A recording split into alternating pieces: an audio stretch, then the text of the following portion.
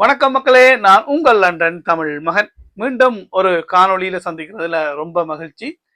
நேற்றைய காணொளிக்கு கீழே ஒரு வியூவர் போட்டிருந்தாரு, ஸ்டாம்ப் டியூட்டி லேண்ட் டேக்ஸை பற்றி ஒரு வீடியோ போட்டு சொல்லி.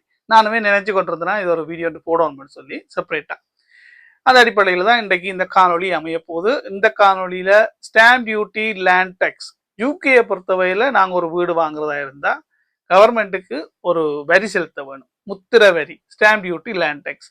இந்த முத்திர வரி எப்படி செயற்படுது, அது யார் யாருக்கு எவ்வளவு சார்ஜ் பண்ணப்படுது, வீடுகளோட பெறுமதி அடிப்படையில் எவ்வளவு சார்ஜ் பண்ணப்படுது, இது எப்படி நாங்கள் கால்குலேட் பண்றது, எப்படி அறிஞ்சு கொள்றதுன்றதை இந்த காணொலியில் பார்ப்போம். ஏன்னு சொன்னா நாங்க வீடு வாங்குறதுக்காக ஒரு பட்ஜெட்டை போட்டுக்கொள்வோம். எங்கள்கிட்ட இவ்வளவு டிபாசிட் இருக்கு, 50,000 டிபாசிட் இருக்குது, இதை போட்டுக்கொண்டு நாங்க ஒரு வீடை வாங்குவோம்னு சொல்லி திட்டத்தை போடுவோம்.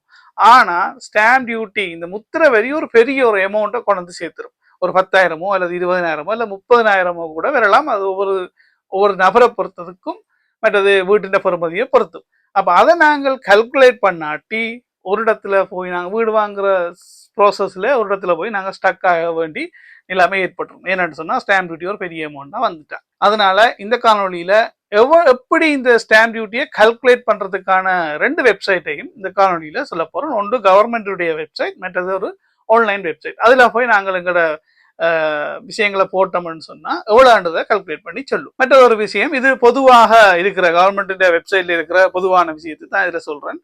ஒவ்வொரு தனிப்பட்ட நபருக்கும் தனிப்பட்ட அவர்களுடைய பர்சனல் மற்றது ஃபைனான்சியல் சர்க்கம்ஸ்டன்ஸ், அவங்க வாங்குகின்ற வீட்டின் பெறுமதி, அவங்க என்ன கேட்டகரியில இருக்கணும், ஃபர்ஸ்ட் டைம் பயரா அல்லது செகண்ட் ஹோம் வாங்கினோமா, அல்லது ஏற்கனவே வீடு வாங்கி திருப்பி இன்னொரு வீடு வாங்கினோமா, அல்லது இன்னொரு வீட்டுக்கு மூவ் பண்ண போயினோமா என்றதை பொறுத்து இந்த கால்குலேஷன்கள் வித்தியாசப்படும். அதனால ஒவ்வொருத்தருக்கும் இது வித்தியாசப்படும் என்றதை நான் இதுல சொல்லிக் கொள்றேன். சரி, இப்ப காணொலிக்குள்ள போவோம். நான் சொன்னது போல இந்த ஸ்டாம்ப் டியூட்டி லேண்ட் டேக்ஸ் முத்திர வரி ஒவ்வொருத்தருக்கும் வித்தியாசப்படும். முதலாவதா ஃபர்ஸ்ட் டைம் பையர், அவருக்கு எவ்வளவு ஸ்டாம்ப் டியூட்டி லேண்ட் டேக்ஸ் வரும்ன்றதை பார்ப்போம். ஃபர்ஸ்ட் டைம் பையர்ன்னு சொன்னா இதுவரைக்குமே எந்த ஒரு வீட்டையும் வச்சிருக்காதவர்கள், அதாவது ஏற்கனவே வாங்கி இருக்கலாம் அல்லது இன்ஹெரிட்டனாக பரம்பரை சொத்தா வந்திருக்கலாம். இவர்கள் இதுவரைக்கும் எந்த ஒரு ப்ராப்பர்ட்டி, எந்த ஒரு வீட்டையுமே யூகேல வச்சிருக்கல என்று சொன்னா அவர்கள்லாம் ஃபர்ஸ்ட் டைம் பையர். இதுவரைக்கும் வீடு வாங்கல என்று வைப்போம். அவர்களுக்கு எப்படி ஃபர்ஸ்ட் டைமா இப்பதான் வீடு வாங்க போறார், அவருக்கு எப்படி இந்த ஸ்டாம்ப் டியூட்டி கால்குலேட் பண்ணப்படும் என்றதை பார்ப்போம். அவர்களை பொறுத்தவரையில அவர்கள் வாங்குகின்ற வீட்டின் பெறுமதியில முதல் 3 லட்சம் அதுக்கு அவர்களுக்கு ஸ்டாம்ப் டியூட்டி கிடையாது. மிக முக்கியமா கவனிக்க வேண்டியது, அந்த ஃபர்ஸ்ட் டைம் பையர் வாங்குகின்ற வீட்டின் பெறுமதி 5 லட்சத்துக்கு உள்ள இருக்க வேணும். 5 லட்சத்துக்கு உள்ள இருந்தா தான் அந்த 5 லட்சத்துல முதல் 3 லட்சத்துக்கும் அவருக்கு ஸ்டாம்ப் டியூட்டி லேண்ட் டேக்ஸ் இல்லை, 0. மிச்சம் இருக்கின்ற 2 லட்சத்துக்கு தான் 5% முத்திர வரி அறவிடப்படும். உதாரணத்துக்கு இவர் 3 லட்சம் பெறுமதியான வீட்டையே வாங்கிட்டாருன்னு வைப்போம். ஃபர்ஸ்ட் டைம் பையர், அவருக்கு எந்த ஒரு ஸ்டாம்ப் டியூட்டியும் பெறாது.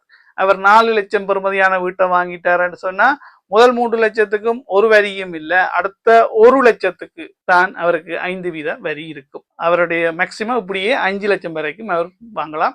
5 லட்சத்துக்கு மேல வாங்கிட்டாருன்னு சொன்னா அவர் வாங்குகின்ற வீடு, ஃபர்ஸ்ட் டைம் பையர் வாங்குகின்ற வீட்டின் பெறுமதி 5 லட்சத்துக்கு மேல என்று சொன்னா அது நார்மல் ரேட்டுக்கு வந்துடும். நார்மல் ரேட் என்று சொன்னா எப்படி என்று சொன்னா, இப்ப ஒரு நபர் இருக்கிற வீடு வாங்கி வித்துட்டாருன்னு வைப்பார். அவர்கிட்ட வீடு வாங்கி வித்துட்டார். இப்ப அவர் குறிப்பிட்ட காலத்துக்கு பிறகு திருப்பி ஒரு வீடு வாங்க போறாரு. இவர் ஃபர்ஸ்ட் டைம் பையரா இல்ல, அவர் ஏற்கனவே வீடு வாங்கி வித்துட்டாரு. அப்ப அவர் ஃபர்ஸ்ட் டைம் பண்றது கேட்டகரிக்குல அவர் முதலே போயிட்டாரு. இப்ப இவர் ஃபர்ஸ்ட் டைம் கேட்டகரிக்குல வரமாட்டார். இந்த நபர் வாங்கும் போது எப்படி கால்குலேட் பண்ணப்படும் என்று பார்ப்போம். இவரை பொறுத்த வகையில இவர் வாங்குகின்ற வீட்டின் பெறுமதியின் முதல் 1,25,000க்கும் 0 முத்திர வரி இல்லை. பிறகு 1,25,001 இருந்து 2,50,000 வரைக்கும் 2% வரி இருக்கு.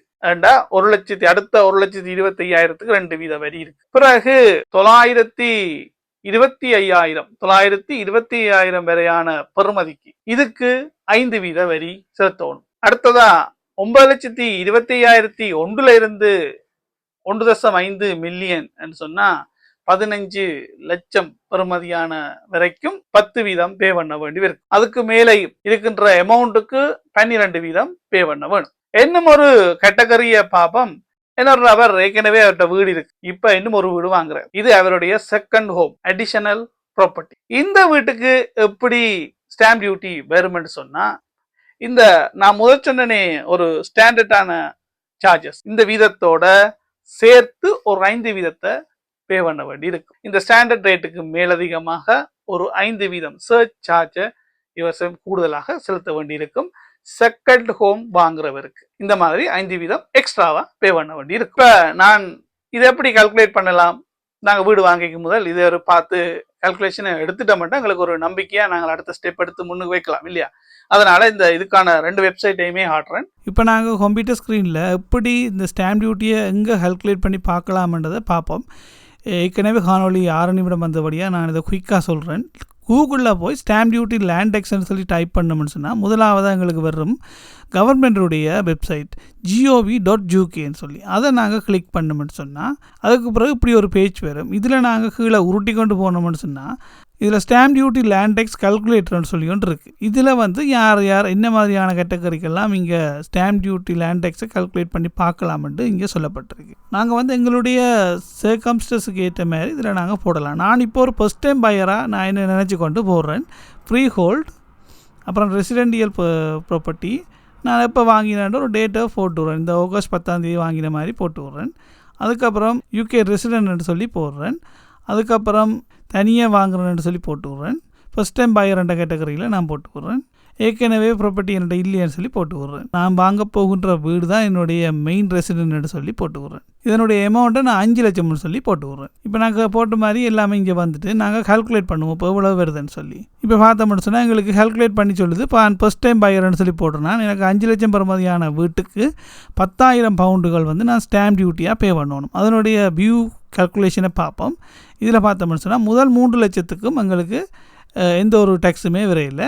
அதுக்கு அடுத்தான எக்ஸ்ட்ரா அடுத்த 2 லட்சத்துக்கு தான் இங்கே 5% போட்டு 10,000 பவுண்டுகள் வந்திருக்கு. இப்படி உங்களுடைய நீங்கள் செகண்ட் ஹோம் வாங்குறதா இருந்தாலும் சரி, நீங்கள் மூவிங் ஹோமாக இருந்தாலும் சரி, உங்களோட சூழ்நிலைக்கு ஏற்ற மாதிரி போட்டு பார்க்கலாம். இதை விட இன்னும் ஒரு வெப்சைட் இருக்குது. கூகுளில் போயிட்டு ஸ்டாம்ப் டியூட்டி லேண்ட் டேக்ஸ் கால்குலேட்டர்னு சொல்லி அடித்தோம்னு சொன்னால் முதலாவது கவர்மெண்ட்டினுடைய வெப்சைட்டாக இருக்கும். அதுக்கு கீழே இப்படி உருட்டி கொண்டு போனீங்கன்னு சொன்னால் இப்படி ஒரு கால்குலேட்டர் சைனோட ஒரு இது வரும். அது வந்து ஸ்டாம்ப் டியூட்டி கால்குலேட்டர் org.uk. இது கொஞ்சம் ஈஸியாக இருக்கும். இதில் பார்த்தீங்கன்னா first time buyer, moving home, அல்லது அடிஷனல் ப்ராப்பர்ட்டின்னு சொல்லி இருக்குது. நான் ஃபஸ்ட் டைம் பையர்னு சொல்லி ஒரு 5 லட்சம் போடுறேன். ஸோ எனக்கு கால்குலேட் பண்ணி சொல்லுது 10,000 சொல்லி. இதனுடைய ஃபுல் கால்குலேஷனை பார்க்கணும்னு சொன்னால் இந்த கீழே இருக்கிற ஃபுல் கால்குலேஷனை கிளிக் பண்ணோம்னா இங்கே வரும். இதில் பார்த்தீங்கன்னா அதே தான் 3 லட்சத்துக்கு எந்த ஒரு டேக்ஸுமே இல்லை. அதுக்கு அடுத்த 2 லட்சத்துக்கு தான் 5% டேக்ஸ் போட்டு எங்களுக்கு 10,000 வருது. இப்போ நான் மூவிங் ஹோம் ஏற்கனவே இருக்கிற வீட்டை விற்றுட்டு இன்னும் ஒரு வீட்டுக்கு நான் போகிறேன். அதாவது அடிஷனல் ஹோம் இல்லை, நான் வீட்டை மாற்றுறேன். அதுக்குமே நான் ஒரு 5 லட்சத்தை போட்டு விட்றேன். அதுக்கு பார்த்தோம்னு சொன்னால் எங்களுக்கு 15,000 பவுண்டுகள் ஸ்டாம்ப் டியூட்டி லேண்ட் டேக்ஸாக வரும். அதை கிளிக் பண்ணி பார்த்தோம்னா அதுக்குரிய கால்குலேஷன் இங்கே சொல்லப்பட்டிருக்கு. முதல் 1.25க்கு 0, பிறகு 2%, பிறகு 5% அப்படியே போய்கொண்டு இருக்குது. இப்போ நான் அடிஷனல் ப்ராப்பர்ட்டியை கிளிக் பண்ணி நான் இப்போ வேண்டுறது 2வது வீடுன்னு சொல்லி போடுறேன். அதுக்கு ஒரு 5 லட்சத்தை போட்டு விட்றேன். அதுக்கு எவ்வளோ டேக்ஸ்ன்னு பார்த்தோம்னு சொன்னால் அதுக்கு 40,000 பவுண்டுகள் ஸ்டாம்ப் டியூட்டி லேண்ட் டேக்ஸ் வரும். அதோட ஃபுல் கால்குலேஷனை பார்த்தோம்னு சொன்னால் வளமையான ஸ்டாண்டர்டான ரேட்டை விட எக்ஸ்ட்ராவாக 5% இங்கே வருது பாருங்க. 0 இருந்தது இப்போ 5% பே பண்ண வேண்டியிருக்கும். 10க்கு பதிலாக 7 வருது. அப்புறம் 5க்கு பதிலாக 10, 10க்கு பதிலாக 15, 12க்கு பதிலாக 17. வளமையான ஸ்டாம்ப் டியூட்டிக்கு மேலதிகமாக 5% surcharge on the top pay பண்ண வேண்டி இருக்குது. அப்போ அதன்படி பார்க்கும்போது 40,000 பவுண்டுகள் வருது. அப்போ ஃபஸ்ட் டைம் பையராக இருந்தால் அவருக்கு 10,000 வருது. மூவிங் ஹோமாக இருந்தால் 15,000 வருது. அடிஷனல் ப்ராப்பர்ட்டி செகண்ட் ஹோம் வாங்குறவராக இருந்தால் 40,000 பவுண்டுகள் ஸ்டாம்ப் டியூட்டி வருது. எல்லா வீட்டின் ப்ரைஸுமே 5 லட்சம் பெறுமதியானது தான். பெரும்பாலானங்களுக்கு ஒரு தெளிவை கொடுத்துருக்கும் இது இந்த காணொலி. இந்த காணொலி உங்களுக்கு பிடிச்சிருந்தா லைக் பண்ணி ஷேர் பண்ணுங்க, மறக்காம சப்ஸ்கிரைப் பண்ணுங்க. இந்த வலையொலியில வர இந்த மோக்கை தொடர்பான ப்ராப்பர்ட்டி தொடர்பான ஒவ்வொரு காணொலிகளும் உங்களுக்கு உடனுடனே வந்து சேரணும்னு சொன்னா நோட்டிபிகேஷன் பெல்லையும் அமர்த்தி விடுங்க. நான் யூகேல சிமெப் குவாலிஃபைட், யூகேல இருக்கிற இண்டிபெண்டன்ட் மோர்கேஜ் புரோக்கரோட சேர்ந்து ஒர்க் பண்ணி கொண்டிருக்கிறேன். இந்த நிறுவனம் authorised and regulated by FCA. உங்களுக்கு மோர்கேஜ் எடுக்கணும், ஃபர்ஸ்ட் டைம் பையராக இருந்தாலும் சரி, அல்லது ரீமோர்கேஜ் இருந்தாலும் சரி, பைட்டுலெட்டாக இருந்தாலும் சரி, என்ன மாதிரியான மோர்கேஜ் தேவைகள் உங்களுக்கு இருந்தாலும் இதில் இருக்கிற ஃபோன் நம்பருக்கு, வாட்ஸ்அப் நம்பருக்கு, இமெயிலுக்கு தொடர்பு கொள்ளுங்க. அதுக்கான ஒழுங்குகளை என்னால் செய்து தர முடியும். மீண்டும் ஒரு நல்ல காணொலியில் சந்திக்கின்றேன். நன்றி, வணக்கம். உங்கள் லண்டன் தமிழ் மகன்.